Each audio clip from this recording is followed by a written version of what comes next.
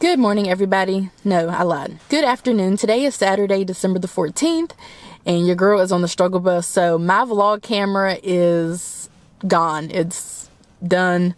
I don't know where it is. Lost, stolen, I don't know what. And I'm struggling trying to vlog on my DSLR.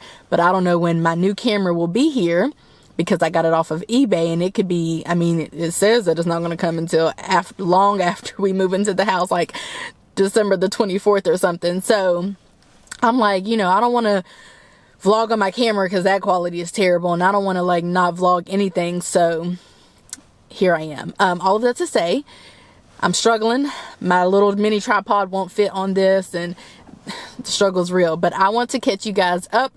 I have little to no vlog footage from last week, but I'm just going to try to catch you guys up on what happened last week. Why do I keep saying last week? It's this week. Today is Saturday. The things that I'm about to tell you happened this week. So on Tuesday of this week, I got a call from our builder, and he asked when we would like to do our orientation and or / our walkthrough of the home. We scheduled that for Thursday. I asked him if it were appropriate for me to go ahead and call our inspector who we hired to do our inspection prior to the walkthrough and the orientation, and he said yes. So the inspector committed to Wednesday. So on Wednesday, we met the inspector at the house. He inspected, which is the day that my vlog camera was. We accidentally locked it in that house and then tried to go back and retrieve it the next day, and tried to get in contact with the realtor and the builder and have them get in contact with who they had in there, and nobody has seen the camera, so whatever.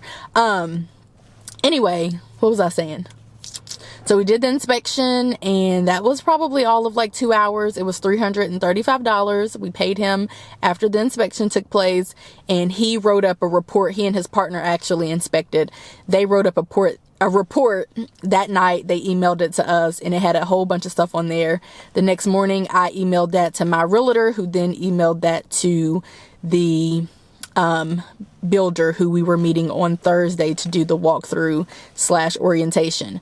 By the time that we had gotten there for the walkthrough and orientation, many of the things had taken place, but either way, he already had what needed to be fixed and all of that. So he was on the job. We did an orientation to like living in that community, and we did a walkthrough of the home and how to fix everything and work everything and how to maintain everything. All went in one ear and out the other. Except I remembered the things that he did, because I'm a visual learner. All that talking, I can't. So not all that type of information in such a short amount of time. Like, that was a lot. So anyway, again, all of the things had already been, some of the things had been fixed. All of them were brought to his attention, and that was pretty much that. That was 2 days ago at this point. Let's see here. On Thursday, also, the paint color that I chose for my office, aka like what is better known as the dining room, I'm just taking it over as an office, is atrocious. Like, it doesn't look anything like the swatch. It's a hot mess. So they can't repair that for me, fix it or repaint it for me, as far as like covering the cost of it, which is highly annoying, but I don't care. So what the builder said that he would do is contact the painters who paint it to see if they could repaint, maybe for like a lower cost to me. So I'm like, all right, do that. If not, I mean, I'll hire my own painter. It's really not that deep. So if you could do that, that'd be great. I haven't heard from him, but anyway, moving on to yesterday, which was Friday, I talked to the loan officer, and he was telling me that the loan processor was preparing our closing disclosure. He told me that he actually could not be at closing next week because he has a surgery. His partner or like supervisor or somebody is going to step in and be at closing. He said as long as the closing disclosure was prepared, signed, sent back by Tuesday of next week, then we would be clear to close for Friday. The closing disclosure actually came today. It came at about 3 p.m.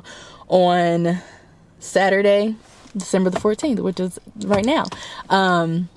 And so I looked over it and everything looks good. I haven't signed it yet because I didn't get to look over it as much as I want, because I have an event that I am about to head to, and I need to like comb through that to make sure everything is everything. It's going to take me some time, and my husband still needs to look at it, so we'll just look at it again maybe tomorrow and then sign it and do all of that.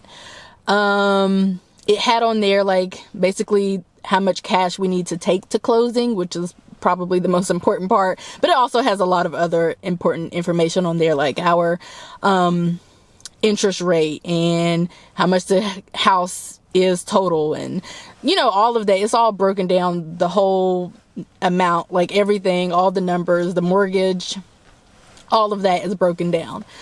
So yeah, that is all of the update that I have. I do have footage from the inspection, which I am about to insert in a minute, but that's pretty much all the information that I have for you guys right now. So I'm thinking we'll probably swing by the house tomorrow and go in. Oh, what I wanted to tell you guys is that,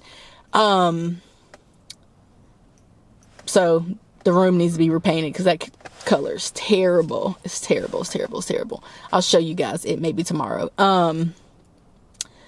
Oh, there, like, one of the bricks had fallen out of the, like, off the house. So it was just laying on, and some of the, like, posts, like the pillars, the columns-ish, those things are, like, funky and wonky, which you guys remember when I was telling you, like, the house, the roof, the porch wasn't really attached to, like, that outside post, because there's a post inside of there, like, the actual post, and then there's like a decorative post that wasn't attached, and I just thought that it looked weird and I wasn't here for it. So, but remember I brought that up, and the realtor was like, oh, the house is just still cooking or baking or whatever he said. So that's one of the major things that need to take place for sure. But everything else was pretty much, yeah, I mean, everything else was pretty much kosher. So again, I am going to go ahead and insert some clips at the end of this of our inspection, of our walkthrough / orientation. All of this stuff kind of runs together. The realtor, loan officer, loan processor, mortgage underwriter, the builder. I can't, but anywho, I'm going to insert those clips right now, and then I will just continue to, tack on to this vlog as things unfold. Pressure regulating valve. It's mainly designed to keep the pressure down, primarily. But and probably by Monday or so, you'll see another valve in this box, or in a separate box adjacent to it that looks just like that. That'll shut off just the sprinkler system. So the one in line with that piece right there goes to the house, and then you'll have one just turning off of this. It looks like that. Without the light piece, that's just the sprinkler system. Not really any reason you'll ever need to turn off water here, because I'll show you a spot in the garage. But if there was ever an issue from here to the first shut-off valve in the house, that's the only time you have to address it here. A home run to each outlet. There's no splices from this point forward in the house. So whatever you go with, Comcast, AT&T, whatever provider you go with, they'll connect you into here and put their box on the wall and finish off the connection. This sleeve here is run over, I think it's AT&T, it belongs to AT&T, so they don't have to dig through your yard. If you use their service, they can run your line from there to here through this sleeve here. So that's why it's there. It's or the dryer vent. You'll have one for the dryer vent. The rest of them are for exhaust fans in the bathrooms. They'll flap open when they have pressure behind them with the fan blowing or the dryer on. They'll flap open and allow a little moisture to escape. Push away from the house and go somewhere. In this case, it goes this way, and then it'll work its way down the swale out the front there. And over here is the same thing. It just kind of goes from that back corner of the house and works itself down to the street. If you do fencing, something like that, just be aware of that. Try to make sure it doesn't impede the flow of water. That's a power disconnect. All that does is allow somebody to disconnect power to do any servicing, cleaning, maintenance on it that needs to be done without having to worry about power being turned on without them knowing it. Like a car engine or anything else to last as long as possible, requires some maintenance. So make adjustments to it and whatnot. Right now it's turned off. We've been getting rainfall, it's been wet, and we're fixing to get some more rainfall, so I probably turned it off in the midst of that. It really doesn't need a lot of water this time of year. As long as we're getting a little bit of rainfall, that's sufficient. It's not like it's going to die or anything. Right now, what you see green is ryegrass. The sod farms this time of year, where they get the grass, they overseed it with ryegrass, so it's green, cuts better, looks better when it gets put down. In the warm months, that ryegrass dies, and you'll have your Bermuda. It's all Bermuda, which does very well in heat, drought, and full sunlight like you have out here.